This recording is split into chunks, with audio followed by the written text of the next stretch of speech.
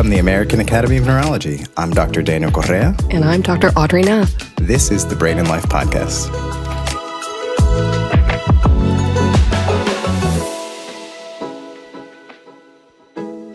Welcome back to the Brain and Life Podcast by the American Academy of Neurology. This week, it's all about answering questions from you, the listener. We really wanted to hear what sorts of neurological questions y'all have on your minds. I love it. I could do this every day. You guys had some great questions for us. Everything from restless leg syndrome to traumatic brain injury, dementia, and even the tongue twister amygdalohippocampeectomies. That's right. You know, even as an epileptologist who does deal with a lot of amygdalohippocampeectomies, it is still a tongue twister. It's like one of those theater exercises. Oh, it was so much fun. And now let's open up the mailbag.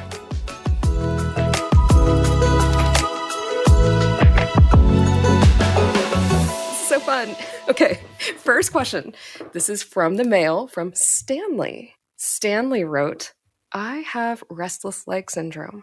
I can never let my legs get cold or feel any vibration, or I would never get any sleep.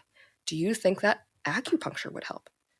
Stanley, thank you for writing in about this topic, which as neurologists, Daniel, we hear about this a lot. And let's talk about it. Let's talk about restless leg. And, you know, we had that previous episode where we talked about the importance of sleep. So really trying to work towards getting better sleep is so important. But I think the first part of this, Audrey, is we have to understand what is restless leg syndrome. Absolutely. So basically what Stanley is referring to, and maybe there's a lot of our listeners that are like, oh yeah, this is me too. But many of our listeners may relate to this, but it's right as you're falling asleep. And then you feel this zap, like a little zing feeling in your leg. And you just have to move your leg in order to get that feeling away, which then wakes you up and is pretty annoying. And we refer to this as being part of restless leg syndrome. And in the neurologist office, when this gets brought up, one of the things that we do is we test for something called ferritin. And we get a lot of questions about this, like ferritin, that's like iron. Like, what does that have to do with anything? But it turns out that iron is a cofactor in this chemical process in your body that converts tyrosine eventually to dopamine. And dopamine is very important in motor control in the brain, essentially. So it's a super scientific thing. Just one of the things that needs to be looked at when you're being tested for causes for restless leg. That is treatable, and we can prescribe iron. So just so y'all know why we keep ordering that. Now, Stanley also asked about acupuncture, Audrey. Ooh, it's so interesting. You know, my mom's Chinese. She drives to Austin to see her particular acupuncturist. So we talk about this a lot in our household. There's a lot of really great uses for acupuncture, and there's also a lot of conditions where acupuncture isn't so well studied. And I think both of those things are true. With restless leg, I just did a little search, and it looks like there have been some studies to investigate if acupuncture can help specifically with restless leg syndrome. And there's some evidence that it kind of does, but there are some limitations to the studies that are out there, mostly that these haven't been randomized controlled studies with a real control arm. What would that mean? Like, okay, they've studied it. Why does it matter that it wasn't randomized or controlled? Exactly. So people can have progression for the better or for worse with their conditions for all kinds of reasons while a study is happening. And when we have a control arm, it's so helpful because then we know like, oh, was there really a change because of this treatment or was it just kind of a coincidence? And to do a real control study for acupuncture, you know, when we do control studies for medications, we might take a sugar pill or a pill that looks like a pill, but nothing's in it. But acupuncture is not a pill. So they can do what we call sham acupuncture, where they put needles in the body so you still think you're getting acupuncture, but they're basically put in the wrong spots, and then can compare and see if the people who got the acupuncture in the right spots did better than the people who got them in the wrong spot. Yeah, so more information is needed about it.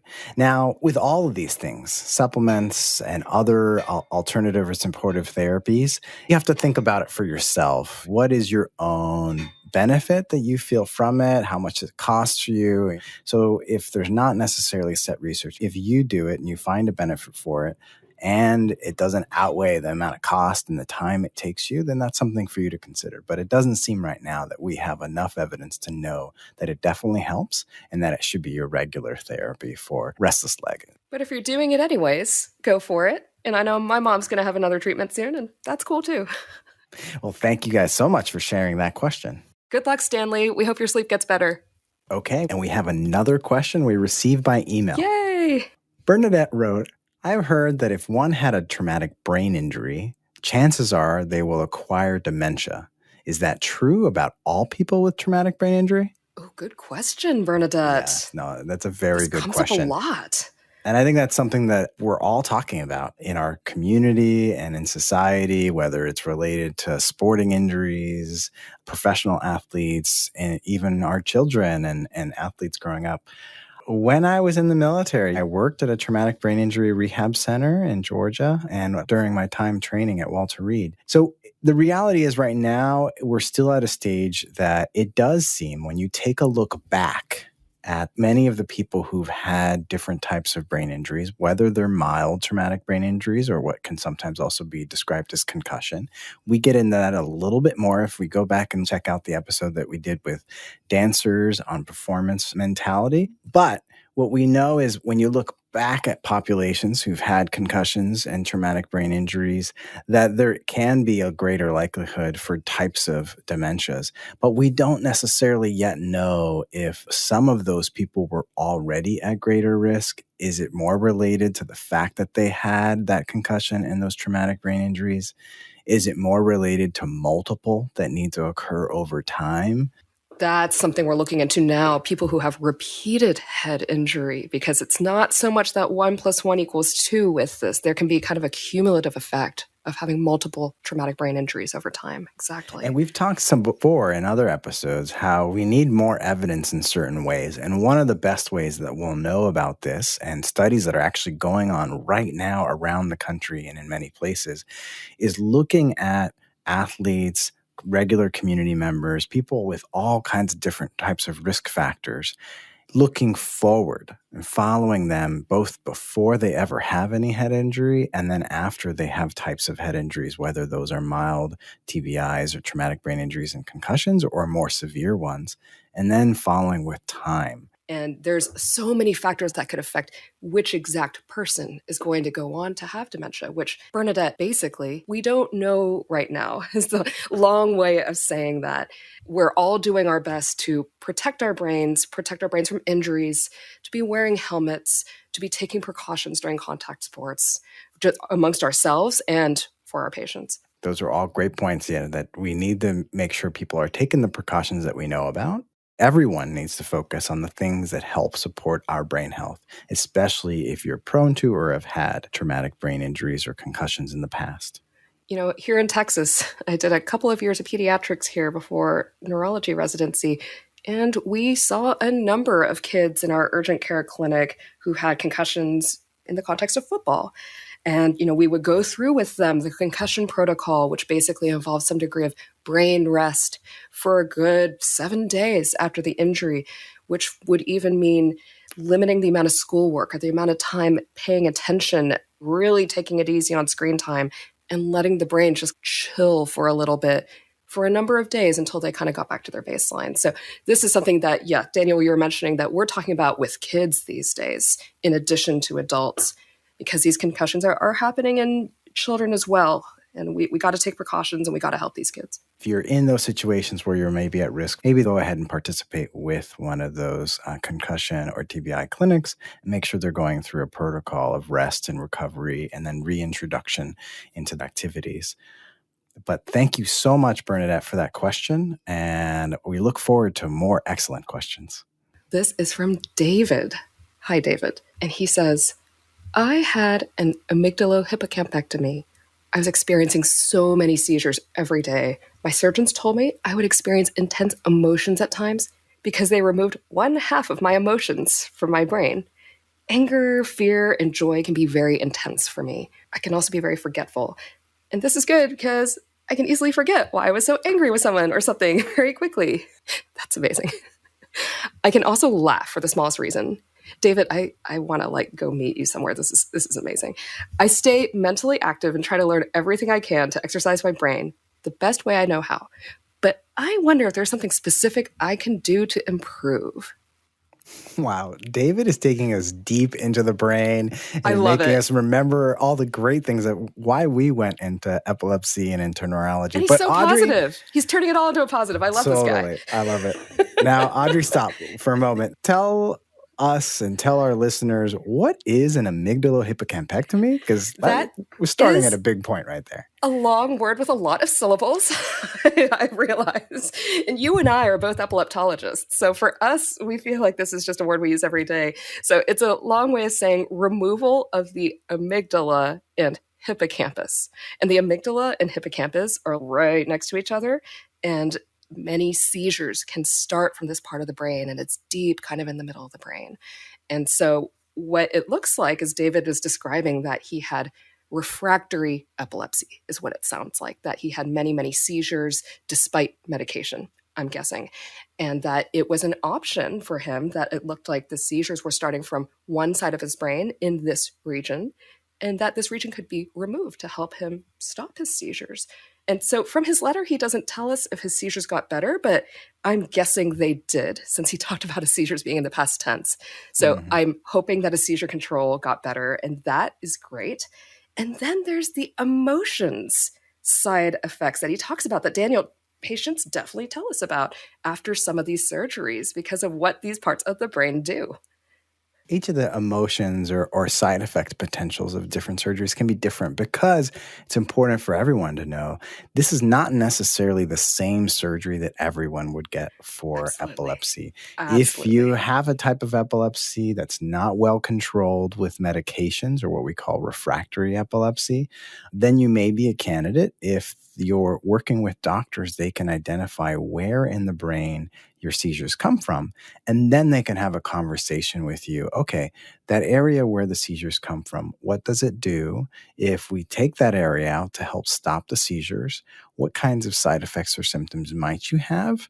And for each person, the risks and side effects could be very different. And some of the types of surgeries can be very safe with very minimal side effects. One of them, and the most common, and about 2 to 5% of people, is some mild memory loss. And so David described that for us, but also because his surgery required taking out that amygdala area. That's one of those areas that regulates emotions. That's why he gets so much fluctuation in his emotional regulation. And it's great that he's aware of it and he's able to also be conscious of it and adapt to it. Audrey, how do we know about different causes or what these different areas is in the brain, what they do? Were there examples that we started with? So that's a great question. Just like in general, like there's all these parts of the brain, and how do we know what they do? Way back before we had fancy imaging devices like MRI scans and CT scans, people figured out what parts of the brain did based on what we call lesion studies, where somebody would have an injury to the part of the brain, and then you looked and would see what happened to the patient and what they had trouble with. This is how we identified a number of different parts of the brain and what they did. And along the lines of like what parts of the brain are involved in emotion, we know that the amygdala is heavily involved in emotion, and we know that the connections between the amygdala and some of the more prefrontal or front parts of the brain are a whole network that's involved in emotion. And, one of the early lesion studies that taught us about those more frontal parts of the brain being involved in emotion are a historical case of a man named Phineas Gage, who, Daniel, I know amongst neurologists, we love talking about Phineas Gage because And many people who took psychology classes or maybe have heard about him in college. In short, you maybe not remember the name, but you heard of the guy who had a railroad rod through his nose and eye into his brain. And and he that's lived, he which lived. is incredible. And he was able to still walk and talk after that, but he did have a big emotional change. And the people around him said, Gage isn't Gage, because his personality had changed and he would have emotional outbursts and things like that. But what I find to be interesting is reading more about this case later, because this is what we do as neurologists, is we read about Phineas Gage, is it looks like actually in his later life, he did achieve some degree of rehabilitation for his issues. So he started driving a stagecoach is my best understanding of it, which was just a very regimented job where he had a very, very regimented schedule. And he would do his job and he would go to bed every night. And it's kind of thought that, maybe in having that regimented schedule and a clear idea of what he's going to do every day and doing the same thing every day, that he might have actually improved a little over time. The outbursts may have gotten better depending on which accounts that you read. And I think that gives a good idea to David, because David was wondering, what can he do? And other than drive a stagecoach. I want to see David actually driving a stagecoach. But, one thing is that having a sense of regularity in a schedule, it already is great. And already you can tell in David's question that he's developed an awareness about these things. Absolutely. And so being able to develop that self-awareness, and sometimes now what we call often as mindfulness, can help him pay attention. And if he's following a regular schedule of exercise and activities, it may help him find the triggers and plan ahead to help adapt and manage some of these triggers, or help in his response and recovery from any of the changes in his emotions, his fluctuations, or even the things that might trigger more of his memory loss. Then that way he can help with maintaining notes and a calendar and those kinds of skills. There's also some similar memory skills and ideas. If you take a look at our episode that we did with Mary Lou Henner and with a neuroscientist who's a memory expert, he talks about also memory enhancement skills. And we hope actually to have him and more experts back to talk about skill development in season 2. So make sure to stay tuned. Thank you again for joining us on the Brain and Life podcast.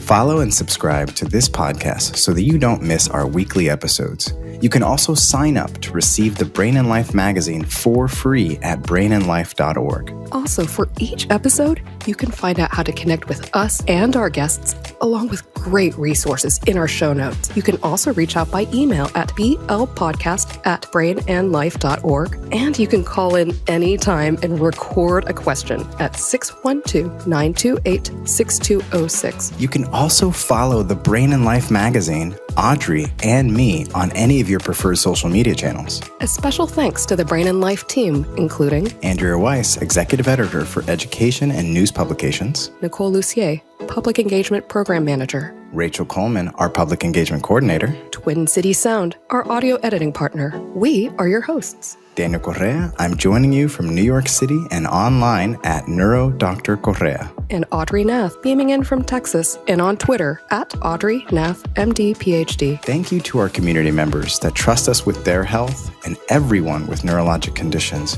We hope together we can take steps to better brain health and each thrive with our own abilities every day. Follow and subscribe wherever you get podcasts. We really appreciate it if you could give us 5 stars and leave a review. This helps others find the Brain and Life podcast. Thanks again. See you next week.